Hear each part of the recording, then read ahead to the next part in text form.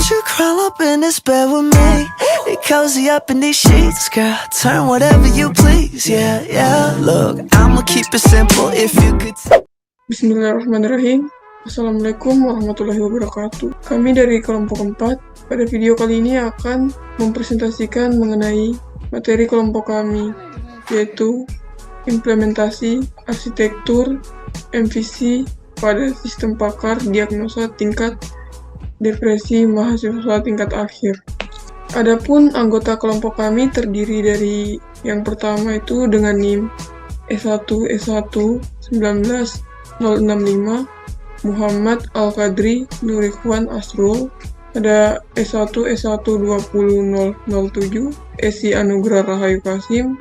NIM S1 20018 saya sendiri Nurul Fatimah. S1 20033 Miftahul Jannah Salam. Dan juga dengan NIM S1 20050 Sarman Cisara. Dengan NIM S1 20058 Alfianti Ahmad Sipa. S1 20067 Fauzan Al-Ashar. S1 20087 Nur Fauzia Makmur.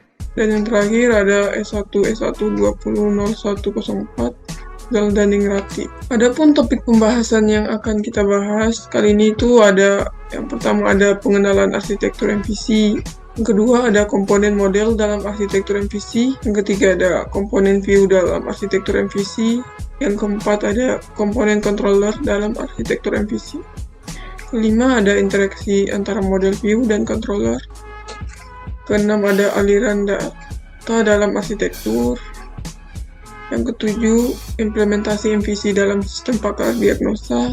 Yang ke-8, keuntungan dan tantangan dengan pendekatan. Dan yang terakhir, best practice dalam implementasi arsitektur MVC. Adapun topik pertama yang akan dibahas oleh saya sendiri, yaitu pengenalan arsitektur model view controller. Arsitektur model view controller atau yang biasa dikenal MVC adalah pendekatan yang digunakan dalam pengembangan perangkat lunak untuk memisahkan logika bisnis, tampilan pengguna, dan pengelolaan data. MVC terdiri dari 3 komponen utama, yaitu model, view, dan controller. Model bertanggung jawab mengelola data dan aturan bisnis. View bertugas menampilkan data kepada pengguna, dan controller bertugas untuk mengatur interaksi antara model dan view. Dengan memisahkan tugas-tugas ini, MVC memungkinkan pengembangan untuk lebih terorganisir dan fleksibel dalam mengembangkan aplikasi.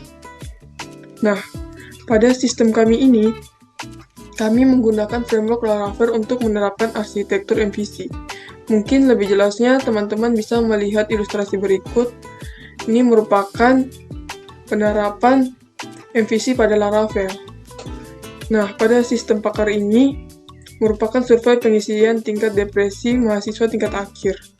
Sederhananya, ketika mahasiswa ingin mengakses form pertanyaan, maka mahasiswa harus terlebih dahulu login, lalu ke halaman form pertanyaan. Nah, penerapan MVC di Laravel ini yang pertama yaitu user mengisi email, lalu mengklik tombol button login. Kemudian tanda panah berikutnya mengarahkan ke view untuk menampilkan form pertanyaan. Di sini. Di balik itu ada router untuk merequest permintaan controller apakah ada halaman form pertanyaan.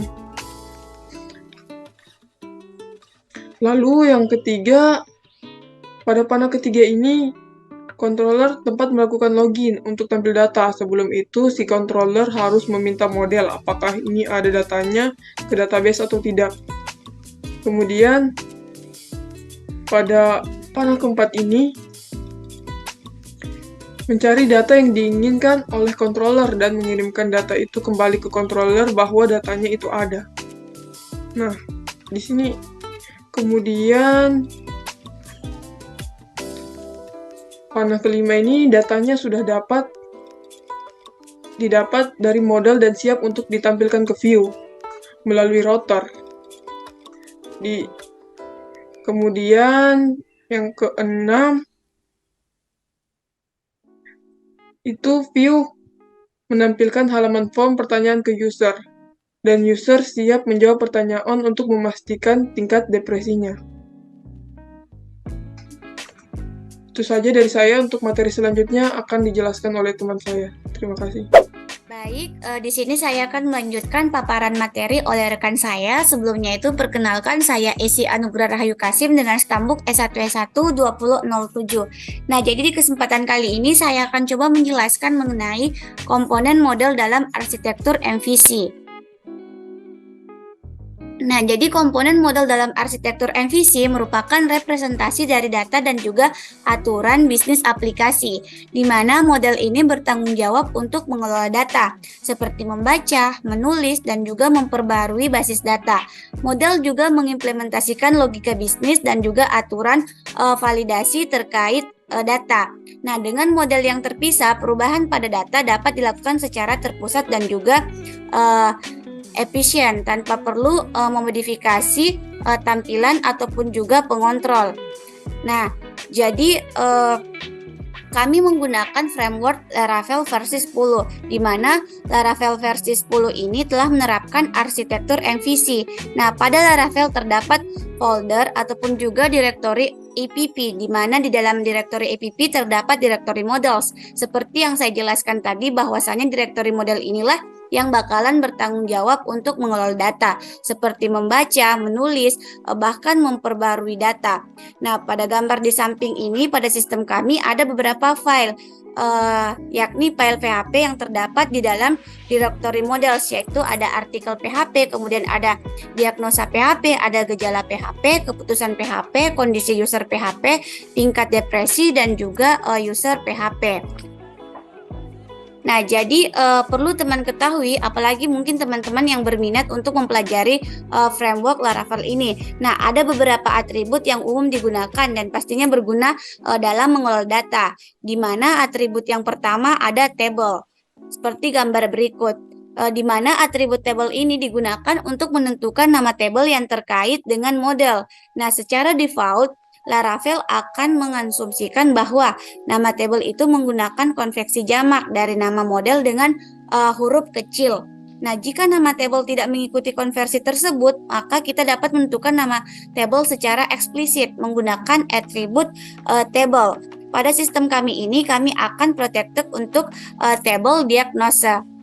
Nah, kemudian yang kedua atau atribut yang kedua ada primary key. Nah, di mana atribut ini digunakan untuk menentukan kolom kunci primer yang terkait dengan model. Nah, jadi secara default, Laravel mengasumsikan bahwa nama kolom kunci primer adalah ID. Nah, jika kunci primer menggunakan kolom dengan nama yang berbeda, kita dapat menentukan nama kolom tersebut menggunakan atribut primary key. Nah, pada sistem kami, protected primary key yaitu user, seperti tampilan berikut. Kemudian, atribut yang ketiga ada fillable dan juga guarded, di mana atribut ini digunakan untuk mengatur kolom mana yang dapat diisi, atau dalam hal ini mesh assignable atau dijaga, atau dalam hal ini juga guarded dari serangan atau biasa dikenal dengan mesh assignment. Nah, jika kita menggunakan metode create atau fill pada model, hanya kolom yang tercantum dalam fillable yang akan diisi. Nah, begitu pula sebaliknya, jika kita menggunakan guarded, kolom yang tercantum dalam guarded akan dijaga dan tidak dapat diisi melalui mesh assignment. Nah, pada sistem ini bakalan protected word atau dijaga yaitu ID. Nah, dan bakalan kolom yang tercantum dalam fillable yang akan diisi yaitu kolom diagnosa ID, data diagnosa atau dalam hal ini kondisi. Kemudian atribut yang keempat ada dates. Nah, atribut ini digunakan untuk menentukan kolom yang dianggap sebagai kolom tanggal atau dalam hal ini timestamps. Nah, oleh allowcan. Nah, jika kita menggunakan kolom create, add, dan juga update add secara otomatis, Laravel akan secara otomatis juga itu mengubahnya menjadi objek karbon. Nah, untuk kemudahan manipulasi tanggal. Nah, pada sistem pakar ini kami memprotected dates yaitu create add, update add untuk kemudahan manipulasi tanggal. Nah, seperti pada gambar berikut. Nah, kemudian atribut yang kelima ada catch. Nah, di mana atribut ini digunakan untuk mendefinisikan konversi tipe. Dalam hal ini konversi tipe data untuk atribut model.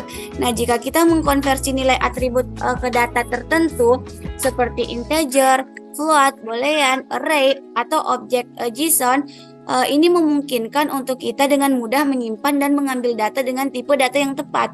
Nah, pada sistem pakar ini atau pada sistem pakar kita yaitu protected sketch-nya dari email verified akan dikonversi menjadi tipe data date time. Nah, kemudian atribut yang keenam atau yang terakhir ada hidden dan juga visible, di mana atribut ini digunakan untuk mengontrol kolom nama yang akan disembunyikan atau ditampilkan ketika model dikonversi menjadi array ataupun juga JSON.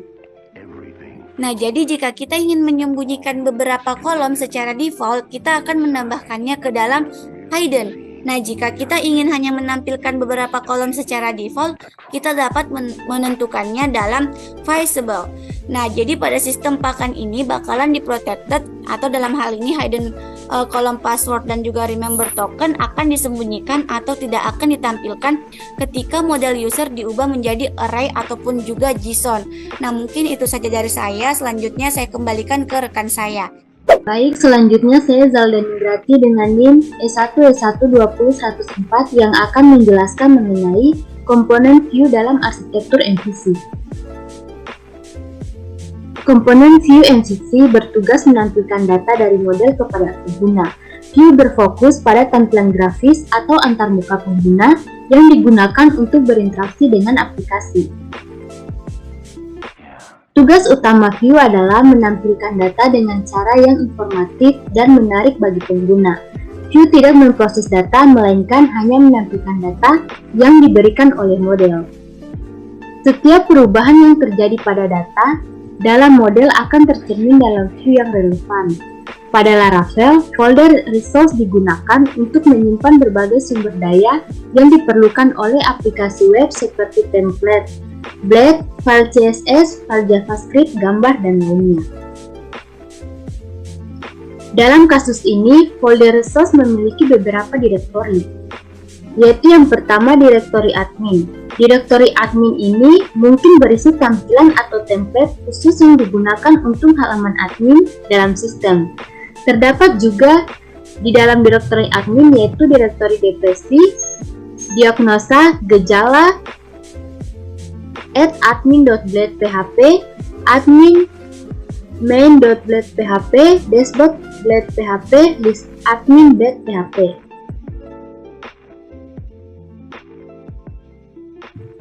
Selanjutnya, direktori out. Direktori out ini mungkin berisi tampilan atau template yang terkait dengan autentikasi atau fitur login dan registrasi dalam sistem. Pada sistem pakar di dalam direktori berisi direktori password, login.blade.php, register.blade.php, dan verify.blade.php. Selanjutnya, direktori client. Direktori ini mungkin berisi tampilan atau template yang digunakan untuk halaman yang ditampilkan kepada pengguna atau klien sistem. Pada sistem pakar di dalam terdapat shell diagnosa result.blade.php, shell main.blade.php, form diagnosa blade.php. Selanjutnya ada direktori components. Direktori ini mungkin berisi komponen-komponen reusable yang digunakan dalam berbagai tampilan atau template. Komponen-komponen ini dapat digunakan untuk memisahkan dan mengatur logika tampilan yang sering digunakan sehingga memudahkan pemeliharaan dan pengembangan. Pada sistem pakar ini terdapat dalamnya berisi admin header blade.php, admin modal depresi edit blade.php, admin modal gejala edit blade.php, admin sidebar blade.php, sel artikel blade.php, dan sel navbar blade.php. Selanjutnya, yang terakhir ada directory layout. Directory ini mungkin berisi template atau tata letak yang digunakan sebagai kerangka untuk tampilan halaman di seluruh sistem. Pada sistem Pakar ini terdapat dalamnya dari V, Blade PHP.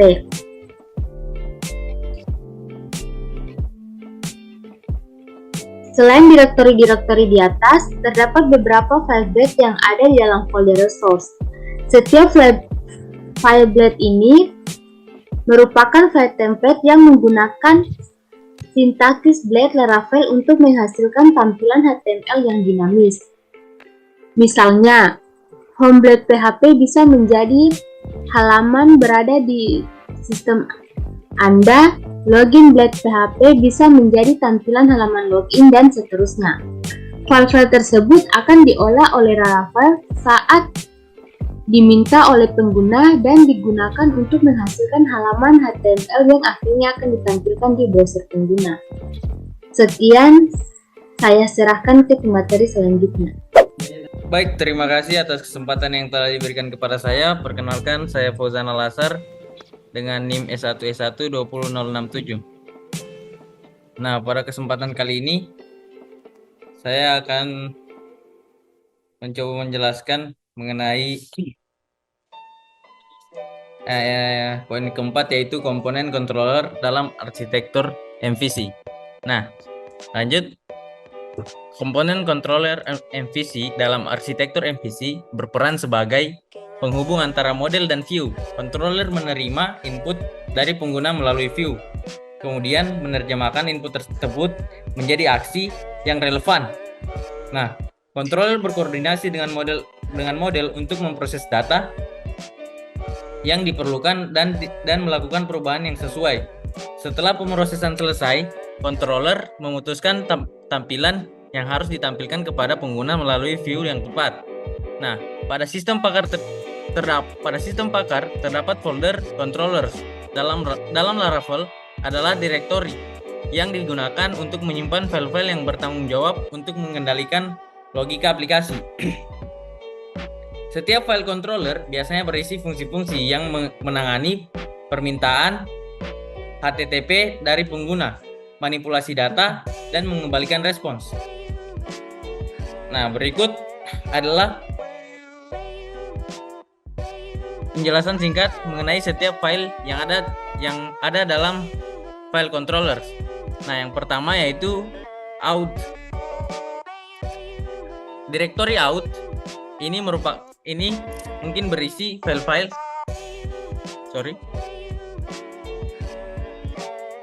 Out ini mungkin berisi file-file controller yang berkaitan dengan fitur autentikasi seperti login, registrasi, dan reset password.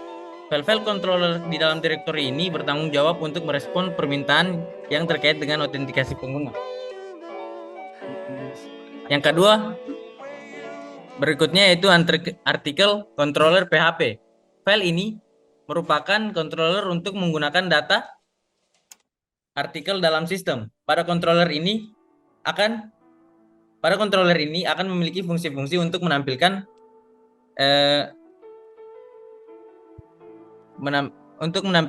daftar artikel, menambahkan artikel baru, mengedit artikel, atau menghapus artikel dari sistem. Yang ketiga yaitu controller PHP, controller.php. File ini merupakan file dasar atau induk yang digunakan sebagai tempat untuk menaruh logika dan fungsi-fungsi umum yang dibutuhkan oleh controller.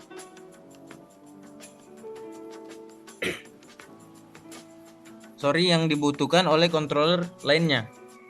Biasanya controller ini akan menjadi tempat untuk mendefinisikan konstruktor, fungsi-fungsi bantuan, atau metode-metode yang diwarisi oleh controller lainnya.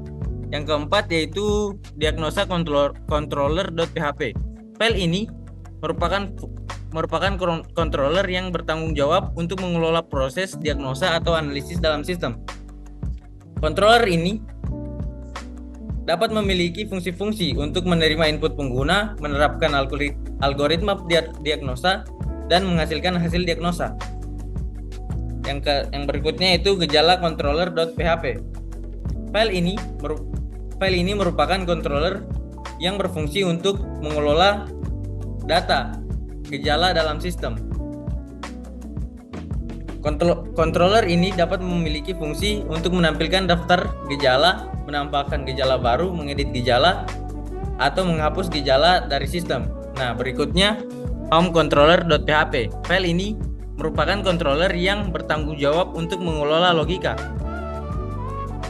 yang terkait dengan halaman beranda atau tampilan utama dalam sistem. Controller ini dapat memiliki fungsi-fungsi untuk menampilkan halaman beranda, mengambil data yang dibutuhkan, atau melakukan tindakan lain yang berkaitan dengan beranda sistem. Berikutnya yaitu keputusan controller.php. Nah, file ini merupakan controller yang menangani proses pengambilan keputusan dalam sistem. Controller ini dapat memiliki fungsi untuk mengambil keputusan berdasarkan data, masukan, atau parameter tertentu, dan menghasilkan respon atau rekomendasi kepada pengguna. Nah, berikutnya kondisi user controller.php. Nah, file ini merupakan controller yang mengelola logika terkait dengan kondisi atau status pengguna dalam sistem. Controller ini dapat memiliki fungsi-fungsi untuk mengubah kondisi pengguna, mengelola hak akses, atau melakukan tindakan lain yang berkaitan dengan pengaturan kondisi pengguna. Nah, yang berikutnya yaitu tingkat depresi controller.php. Nah, file ini merupakan controller yang bertanggung jawab untuk mengelola logika terkait dengan tingkat depresi pengguna dalam sistem. Controller ini memiliki fungsi menghitung tingkat depresi, mengolah data yang diperlukan seperti skor atau faktor-faktor yang terkait, dan menghasilkan informasi atau rekomendasi berdasarkan tingkat depresi pengguna. Nah, jadi untuk kesimpulannya itu setiap file controller dalam folder controllers akan memiliki fungsi-fungsi yang sesuai dengan kebutuhan sistem Anda. Nah, fungsi-fungsi ini akan dipanggil oleh rute atau routes dalam aplikasi Laravel untuk menangani permintaan HTTP dan menjalankan logika yang diperlukan. Controller berperan penting dalam memisahkan logika bisnis dari tampilan atau view dan model dalam pola desain MVC atau model view controllers yang digunakan oleh Laravel. Nah, saya kira sekian atau cukup penjelasan dari saya. Untuk materi berikutnya saya serahkan ke rekan saya. Terima kasih.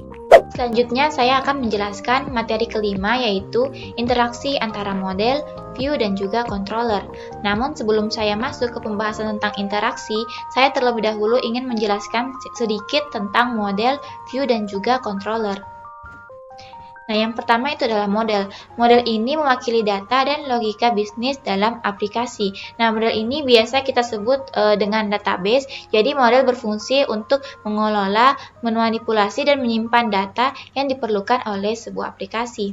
Yang kedua adalah view. View ini berfungsi untuk menampilkan data kepada pengguna. Nah, view ini akan menjadi desain antarmuka yang ditampilkan kepada user. Nah, view ini tidak memproses data atau mengambil keputusan bisnis, tetapi hanya bertugas untuk menampilkan data dengan cara yang sesuai kepada user atau pengguna. Kemudian yang ketiga itu adalah controller. Nah, controller ini berfungsi sebagai penghubung antara model dan juga view. Jadi, karena dia berfungsi sebagai penghubung antara model dan view, maka ketika pengguna berinteraksi dengan tampilan seperti mengklik tombol atau menginput suatu data, maka controller menangkap tindakan tersebut dan mengambil atau memenuhi tindakan tersebut yang sesuai dengan permintaan dari pengguna di model. Kemudian controller memperbarui view untuk mencerminkan perubahan dalam model. Selanjutnya adalah interaksi antara model, view, dan juga controller. Jadi bisa dilihat pada gambar yang telah saya sajikan. Di sini ada user. Ketika user melakukan suatu tindakan, misalnya menginput data, maka ini akan ada controller sebagai penghubung yang akan menghubungkan tindakan yang dimasukkan oleh user ini dan mencari data yang sesuai di model, sehingga nanti model ini akan mengirimkan data tersebut ke view agar ditampilkan kepada user. Nah, dalam arsitektur MVC, model, view, dan juga controller ini berinteraksi secara terpisah dan terkoordinasi. Ketika pengguna berinteraksi dengan aplikasi, input dari pengguna diterima oleh controller melalui view. Kemudian controller akan mengakses atau modifikasi data yang relevan dan memutuskan tampilan yang harus ditampilkan kepada pengguna melalui view. Model bertanggung jawab untuk mengelola data dan aturan bisnis, dan sedangkan view bertugas menampilkan data yang diberikan oleh model kepada user atau pengguna. Jadi itu saja yang bisa saya jelaskan. Saya serahkan kepada pemateri selanjutnya. Baik, terima kasih. Perkenalkan, nama saya Sarman Cisara dengan NIM S1 S12050. Jadi di sini saya akan menjelaskan materi mengenai aliran data dalam arsitektur MVC atau model view controller.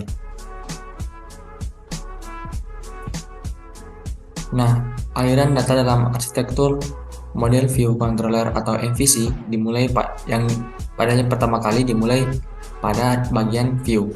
Nah, view di sini berfungsi sebagai tampilan atau user interface yang akan dilihat oleh pengguna. Di mana pertama-tama itu pengguna memberikan input melalui view. Input yang dimaksud di sini adalah berupa data.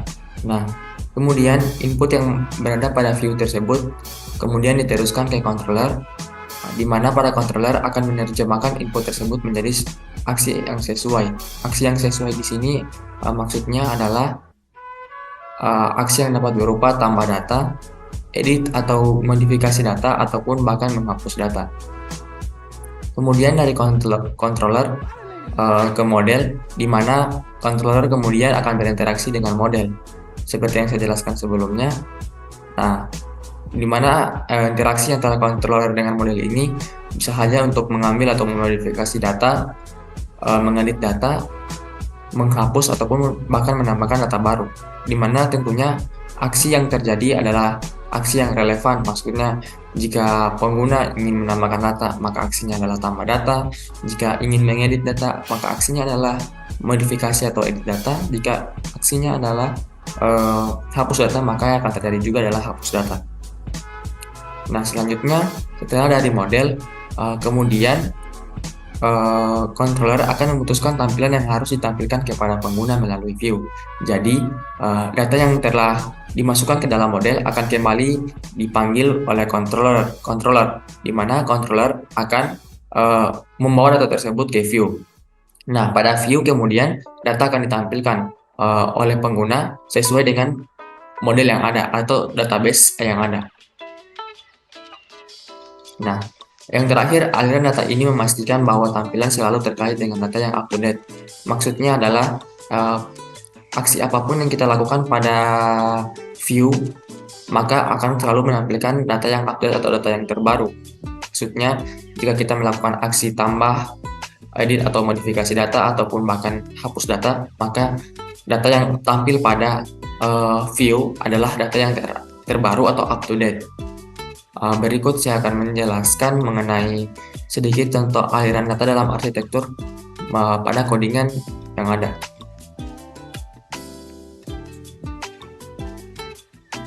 Nah, di sini saya memiliki sebuah model, di mana model ini di dalamnya akan terdapat kode gejala dan nama gejalanya. Misalnya kode gejalanya adalah G001, dan nama gejalanya adalah sering merasa sedih, dan diikuti dengan kode gejala yang lain. Seperti yang saya jelaskan sebelumnya, bahwa pertama itu dia akan terjadi pada view. Nah, ini adalah view untuk gejala. Di sini terdapat view berupa tabel, di mana struktur tabelnya yaitu ada kode gejala, dan aksi. Nah, nanti jadi pada view ini nanti akan tampil pada pengguna atau user. Nah, di sini terdapat beberapa action yang bisa dilakukan oleh pengguna, yaitu ada tambah data atau tambah gejala, lalu juga bisa melakukan edit ataupun delete data. Nah, ketika pada view ini pengguna melakukan misalnya adalah action tambah data, maka pengguna akan menginputkan data-data. Data-data itu berupa kode gejala, nama gejala, dan lain-lain. Setelah selesai menginputkan data, maka akan diproses pada bagian yaitu controller sebagai yang telah saya jelaskan sebelumnya, bahwa setelah dari view maka controller akan menerjemahkan input-input tersebut menjadi sebuah aksi. Nah, jika kita lihat di sini ada fungsi store, di mana fungsi store ini berfungsi untuk, jadi fungsi store ini adalah logic berfungsi untuk menambahkan data ke dalam model atau database kita yang ada. Nah, setelah data ini berhasil ditambahkan, maka pada model ini akan dapat data baru atau gejala baru, di mana sesuai dengan routes yang diatur. Routes ini berfungsi untuk menghubungkan antara controller dan view dan controller yang ada. Tadi adalah dia public function, di controllernya adalah public function store. Maka ketika dipanggil routes-nya untuk menampilkan sebuah data,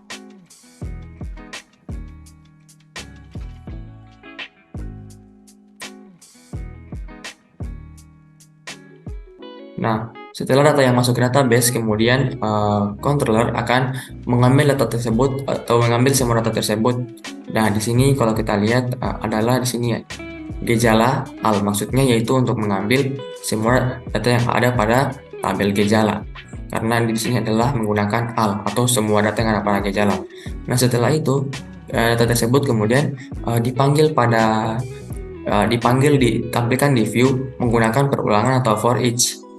Nah, di sini ada for each. Nah, di sini adalah for each gejala as item, di mana data-data yang ada pada tabel gejala akan dipanggil satu-satu, yaitu adanya kode gejala, nama gejala. Demikian materi yang dapat saya jelaskan. Lebih dan kurangnya mohon dimaafkan. Akhir kata saya ucapkan wassalamualaikum warahmatullahi wabarakatuh. Saya serahkan kepada teman saya serahkan kepada teman saya berikutnya untuk membacakan materinya. Baik, bismillahirrahmanirrahim. Assalamualaikum warahmatullahi wabarakatuh. Sebelumnya perkenalkan, nama saya Nur Fauzia Mahmud dengan NIM S1S1 20087.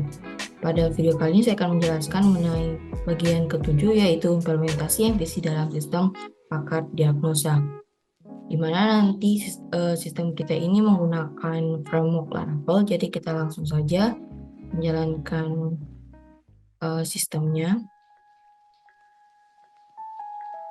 Untuk menjalankan di PHP framework Laravel itu kita bisa ketik perintah PHP listen serve.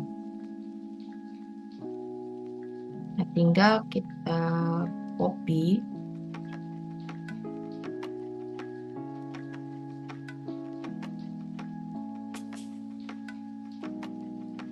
Nah, di sini ada halaman dashboardnya atau landing page-nya dari sistem paket diagnosa. Nah, bagaimana sih kerja dari sistem ini untuk arsitektur MVC? Nah, misal kalau saya mau login di sini, secara tidak langsung routernya akan mengarah ke halaman login. Ini 1127 bakalan mengubah jadi login, strap login, karena kita telah mengklik dari routernya itu bakalan tampil dari login outnya. Kalau saya klik, nah di sini untuk arsitekturnya jika kita mengisi from email dan passwordnya ini bakalan masuk ke halaman dashboard dari admin. Kita masuk, secara tidak langsung ini bakalan terjadi logik, dimana nanti pihak controller akan mencari apakah data email password ini sesuai dengan data yang ada di model, maka si model itu akan kembalikan ke controller. Misalnya ada nih datanya admin dengan password ini, jadi pas kita klik login itu bisa kita langsung ke halaman dashboard admin. Misal kalau misal data salah nih, si passwordnya itu bukan itu, dia bakalan memberitahukan the match record atau tidak sesuai antara email dan passwordnya. Jadi kita harus memasukkan password yang benar. Nah, di sini untuk halaman dashboard admin, Di sini kita bisa melihat gejala, ada sering merasa sedih, sering kelelahan, melakukan aktivitas jaringan, ringan, dan lain-lainnya. Lalu di sini ada depresi, gangguan mood, depresi ringan, depresi sedang, dan depresi berat. Di sini kita juga bisa melakukan logic dari controller. Misal saya mau ubah jadi berat banget, itu ubah itu akan terganti berat banget karena di dalam controller itu sudah dilakukan logic.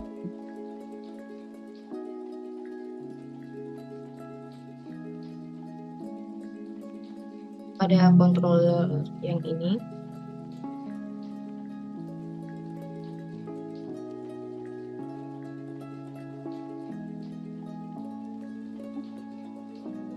depresi,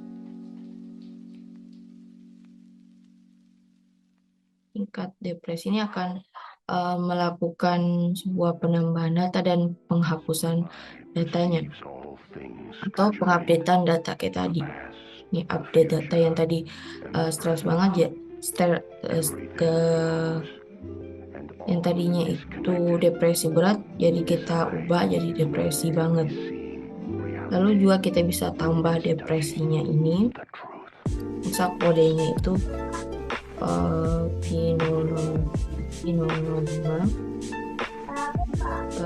depresinya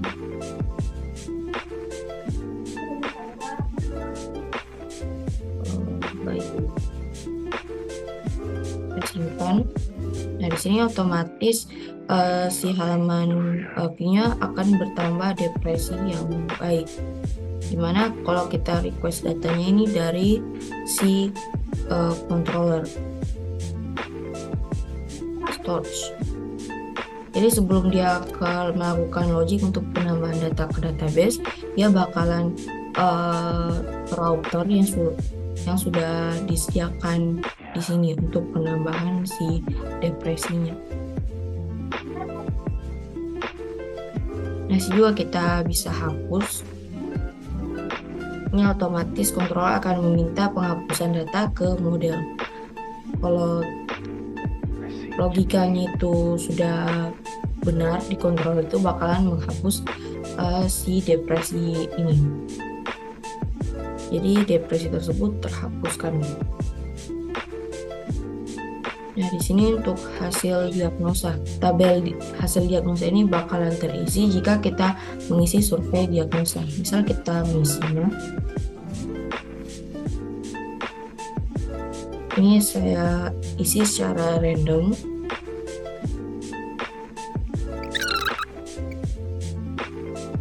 Kita submit. Nah, sini bakalan tampil untuk hasilnya, pakar user dan hasilnya. Ini hasilnya itu kita gangguan mood. Ini ada keterangan dari artikelnya. Nah, kita kembali. Maka hasil diagnosa ini akan bertambah. Di sini juga pada sistem ini bisa menambahkan admin dan juga bisa melihat daftar adminnya. Di sini kita bisa logout. Mungkin itu penjelasan saya mengenai implementasi pada sistem pakar ini pada arsitektur MVC ini. Berikutnya saya kembalikan ke rekan saya. Assalamualaikum warahmatullahi wabarakatuh. Di sini saya akan melanjutkan materi yang ke-8, yaitu keuntungan dan tantangan dengan pendekatan MFC. Langsung saja, keuntungan MFC itu yang pertama, pemisahan tugas yang jelas. MFC memisahkan peran dan tanggung jawab masing-masing komponen. Model bertanggung jawab untuk mengelola data dan logika bisnis. View bertanggung jawab untuk menampilkan data kepada pengguna, dan controller bertindak sebagai perantara antara model dan view serta mengendalikan alur aplikasi. Yang kedua, skalabilitas dan reusabilitas. Dengan menggunakan MVC, kode aplikasi cenderung lebih terstruktur dan terorganisir. Ini memudahkan untuk mengembangkan aplikasi yang lebih besar dan kompleks karena setiap komponen dapat dikelola secara terpisah dan dapat digunakan kembali. Yang ketiga itu perubahan yang mudah. MVC memfasilitasi perubahan dalam aplikasi dengan lebih mudah. Misalnya jika ada perubahan dalam tampilan atau tata letak, hanya view yang perlu diubah tanpa mempengaruhi model atau controller. Yang kedua itu tantangan MVC. Yang pertama, kompleksitas. Pendekatan MVC dapat meningkatkan kompleksitas kode karena melibatkan banyak komponen dan ketergantungan antara mereka. Mengelola interaksi antara model, view, dan controller membutuhkan pemahaman yang kuat tentang arsitektur dan desain aplikasi yang benar. Yang kedua, pembelajaran awal yang curam. Untuk pengembang yang baru mengenal MVC, mungkin ada kurva pembelajaran yang curam. Konsep dan pola desain yang mendasari MVC bisa sulit dipahami pada awalnya. Yang ketiga, kesesuaian dengan proyek kecil. Untuk proyek-proyek yang sangat kecil dan sederhana, penggunaan pendekatan MVC mungkin terasa berlebihan. Kadang-kadang MVC dapat menambah kompleksitas yang tidak diperlukan pada proyek dengan skala yang sangat kecil. Meskipun ada tantangan terkait dengan pendekatan MVC, banyak pengembang perangkat lunak menganggapnya sebagai kerangka kerja yang kuat dan bermanfaat untuk mengembangkan aplikasi yang terstruktur dan mudah dipelihara. Keuntungan-keuntungan yang ditawarkan oleh pendekatan MVC seringkali lebih berharga daripada tantangan. Mungkin itu saja dari saya. Sekian dan terima kasih. Baik, materi selanjutnya atau materi terakhir adalah best practice dalam implementasi arsitektur model view controller atau MVC. Implementasi model view controller atau MVC adalah pendekatan yang umum digunakan dalam pengembangan perangkat lunak. Ini membantu dalam pemisahan tugas antara logika bisnis, tampilan, dan interaksi dengan pengguna. Berikut ini adalah beberapa best practice dalam implementasi arsitektur model view controller atau MVC. Nah, yang pertama itu pemisahan tugas yang jelas. Pastikan setiap komponen dalam arsitektur MVC memiliki tanggung jawab yang jelas. Model bertanggung jawab untuk mengelola data dan logika bisnis, view mengurus tampilan antarmuka pengguna, dan controller mengontrol aliran data dan interaksi antara model dan view. Yang kedua yaitu konsisten dalam penamaan dan struktur direktori. Gunakan penamaan yang konsisten dan deskriptif untuk setiap file dan komponen dalam arsitektur MVC.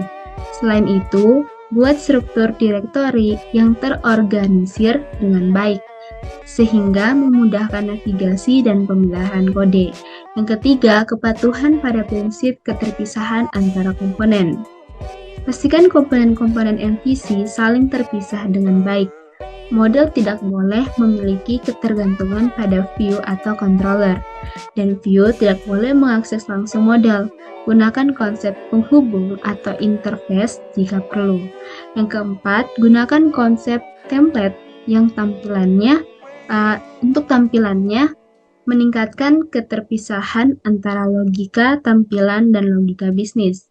Manfaatkan konsep template.